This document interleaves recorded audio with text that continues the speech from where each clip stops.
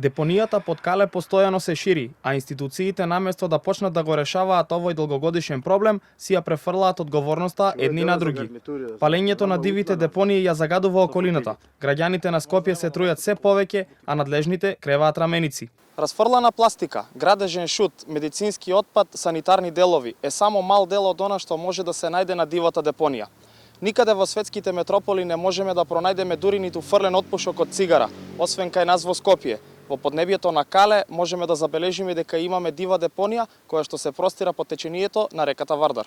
Од град Скопје за Канал 5 велат дека не се надлежни и дека ова се парцели кои се во сопственост на физички и правни лица и дека тоа е нивна одговорност, а додаваат и дека просторот е во рамките на општина Центар. Досега во изминатите 3 години единствено градот Скопје реагира на терен и казнува, поднесува кривични пријави за сторителите и врши секојдневни координирани акции, додека останатите не постапуваат, иако за истото имаат законска уврска. Од општина Центар пак велат дека тие постојано спроведуваат акции за чистење на конкретната локација и апелираат до несовесните граѓани да не оставаат отпад во депонијата.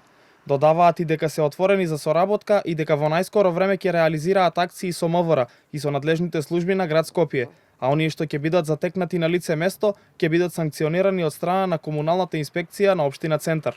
Инаку, во изминатата недела, инспекторите за животна средина на град Скопје имаат изречено над 100 казни за оние кои неконтролирано фрлаат ѓубре. Од град Скопје потенцираа и дека на територијата на градот има уште 14 институции кои имаат ингеренции и должности да постапуваат при креирање депонии кои го загрозуваат здравјето на луѓето. Ало? Еве, снимај.